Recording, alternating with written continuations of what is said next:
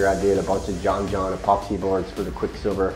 Absolutely. I think everybody that's into the surfing needs to understand the craft. All right, okay, so my advice if you want to start learning how to make boards is the most difficult thing.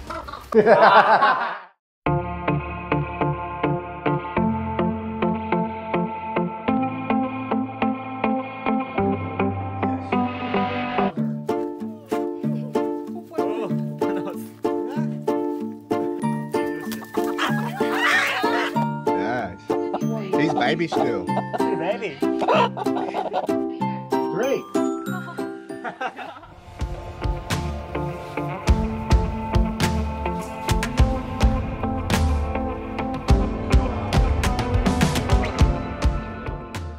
My name's Greg Weber. I'm 45 years old, originally from America. Started making surfboards probably around 13, 14, just playing around. Professionally, by the time I was 18, I was full-blown surfboard manufacturer. I did a lot of traveling also for manufacturing purposes. Europe, Australia, South America. Pretty much been everywhere making surfboards. Pretty much followed the tour around. Did, like I said, I was doing a lot of pros boards. Super ultralight, quick turnaround glass jobs, that was me. Race car driver, you got your pit crew, that was me, so kind of a rock star lifestyle in a way. But I came out here to work with one of my best mates who happens to be here from the Gold Coast, Daniel McDonald. He was was previously working with us in California at Lost. I hadn't officially been to Australia on a surf trip yet, so I was like, oh, what the hell, I'll go out to Australia. Haven't left. Made this my home now, so I've moved out here to the Talabudger Valley. I've got my own factory. I got a little small farm, hence why they call me the Rooster. So I started surfing, I think I was like 11 or 12. I had this neighbor, Brandon. He was a little bit older than me. I think he was like 17 or 18. He was my neighbor. And it was kind of cool because I looked up to him. He was a bit older and he had a surfboard. I was already skateboarding then. Like, he took me surfing for the first time and I was hooked. That's all I wanted to do. Like, I still skated, but skating was like, didn't matter compared to surfing. Living in Florida, we didn't really get waves that often, so when we did get to go surfing, man, we were really pumped, you know?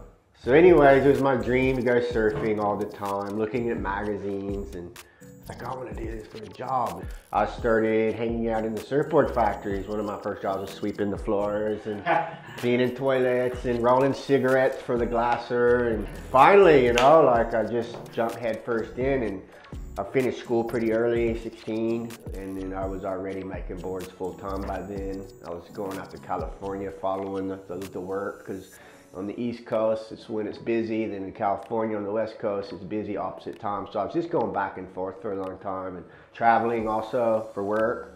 Like, if you wanted to learn how to make boards, especially if you're a young kid like me, real eager, wanted to learn, all the old guys used to get real grumpy and angry because they wouldn't show you anything. Like, I've had buckets of resin thrown at me and get out of the glassing bay, you know, like, really? You're gonna take my job, kid. And I was like, yeah, one day I'm gonna take your job because you're old and slow. But anyways, no, I got to learn from some amazing glassers. I pretty much do everything, start to finish. A lot of guys pigeonhole themselves in one job. Either they're a glasser or they're just a sander. When I first learned how to make boards, I learned how to make all the way through. You know, I didn't want to be just doing one job. That kept me open to always have work as well, because, like, say I went to one shop and needed some work and they didn't have, you know, a sanding position, but they had a laminating position. Well, hey, I laminate, I can go do that too. Pretty much every factory I went into, I did everything, because they would go, oh, you can sand, the sander's sick. Can you sand? Yeah. You know, the laminator's sick. Yeah. And then pretty soon, I took everyone's jobs. So, yeah, and I always was a nomad. I traveled, I always wanted to travel around. I didn't want to be stuck in one factory too long, you know? Like, I was with Lost for a long time, but I was also able to go out and work at other labels as well, just to get the experience, work around other craftsmen. For me, growing up, you know, like all the old craftsmen I learned from, so much respect for those guys, because they're old school, they're OG, you know? everybody. I've done Kelly title boards, I've done heaps of Andy Iron title boards, I've done pretty much everybody's on tours boards from like the early 90s to the current. Last year I did a bunch of John epoxy boards for the Quicksilver, for the Australian leg of the tour. So I did a bunch of epoxies last year for him. I've always been a glasser to the stars, you know, so now I kind of just more focus on my own stuff and helping Clay, you know, getting our labels pumping, you know. I did some work with the carbon wrap, and that was a great idea, but once the Spine Tech, Clay and Shapers brought the Spine Tech to me, like I love new projects, you know. The Spine Tech, yeah, I think it's a great idea. I like the principle how it loads up and it kind of recoils you.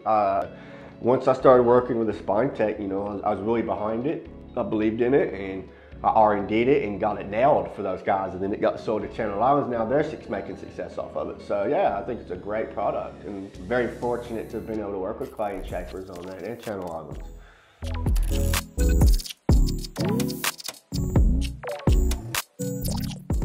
Dealing with surfers. It's because so many surfers, as much as they love surfing and they're into it, but they don't know how boards are made, and they just think you just push a button and it pops out of the machine. It's all handmade, you know? So yeah, dealing with surfers is very difficult. Say one board, typically you'll got a guy that'll route the fins in, and he'll set the fins, then he'll go to a laminator, so that's 2 guys. Then there it goes to the filler coat guy, that's 3 guys. To the sander, that's 4 guys. Everything myself. Start to finish. I don't allow people to touch my work. I'm very passionate what I do. Wow. I worked at a lot of the different factories in the South Bay, and Venice Beach is part of the South Bay. I got in the late 90s, I got the opportunity, or actually I got the pleasure to get to meet and work with Skip. He was doing dinghy repairs at Aquatech, which used to be the old Natural Progression factory, and that was kind of the factory after the whole Dogtown Z-Boy thing, and that was like around the 80s. And yeah, I was a sander at this factory, Aquatech, and Skip was there, and I knew who Skip was, but I was actually a little bit intimidated by him, because I knew like he was the founder of Z-Boys and stuff. But once I got to know Skip, he was just everything I thought, you know, like Skip was a major influence on me as far as like my progression of where I wanted to go in the industry. You know, Skip said, just don't ever not do what you want to do, you know, and he just taught me a lot of life lessons, not only just about business, a lot about business, but in how to, you know, brand yourself, but he also taught me how to like kind of be a good dude, you know. So I used to listen to a lot of Skip stories. I feel blessed to have that opportunity. And Venice is hardcore, man. It's gnarly, you know. It's dirty, it's rugged, it's dangerous, but it's pretty rad, you know. Skip would say paradise.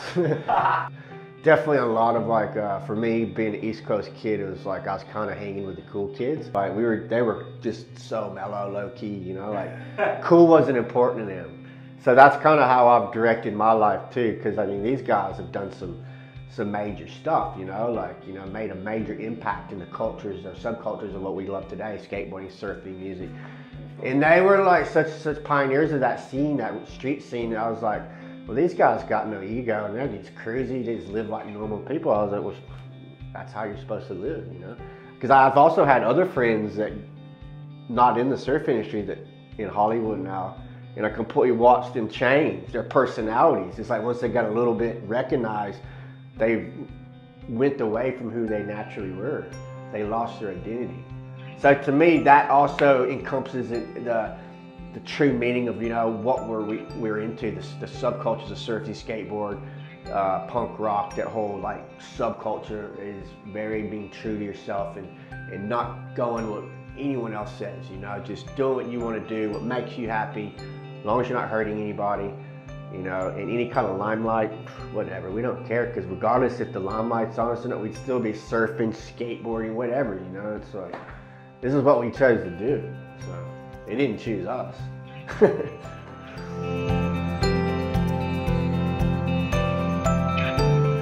Pretty much you need to hang out in a factory. It allows you to kind of watch and learn. Ding repairs are a very good starting point, because when you're doing a ding repair, you're kind of doing the whole process of making a surfboard. So say you got a hole in your board, or you broke the nose of your board off, you got to put a new nose on, shape it, glass it, filler coat it, sand it, you know. So that's a really good starting point, ding repairs. And then the best thing is just go get a blank and have a go, you know. That's the best advice. Really?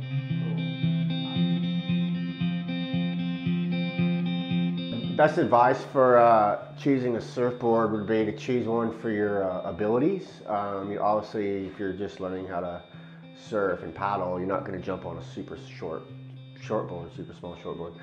And then once you start surfing more performance and rail to rail, learning how to use the wave, you're probably going to want to surf a shortboard because you get more maneuverability and performance. But you know, then again, like different waves require different boards. I mean, a big fat mushy wave, you're not going to ride a shortboard even if you can surf good. You're going to probably ride like a twin fin fish, something a lot of high volume, just push it through the flats, mushy sections. And then when the waves get chunky and gnarly, you're obviously not going to ride a twin fin or a longboard, because you need performance to get into the wave, you know, and to the troughs, you know, the steep sections, where a flatter rocker, fuller volume board won't really allow you to get into the places you need to. So really it's just about your ability and just not pushing it, just going slowly like a baby. Once it starts to learn how to crawl, then it starts to learn how to walk, you know, just getting itself up and then starts walking, then they start running. So that's kind of the same progression you would choosing a surfboard. Absolutely. I think everybody that's into the surfing needs to understand the craft, you know, even if it's just one time, not even a career. They should always make one board. It also gives you the appreciation of what we do. So the next time you're out, you're having a really good surf, and you're like, oh man, that glasser's awesome. That's true. Run before they can crawl. Yeah, you can't, that doesn't work. Thanks for asking me for the interview. When I met Jeannie, I didn't even really understand you guys were into the whole culture of surfing. So for me, especially knowing Jeannie, I think it's pretty awesome that Korea has gotten into surfing. You know, it shows a lot of progression that surfing's made worldwide, because 10 years ago you never thought about Korea with surfing, you know, and that's to me.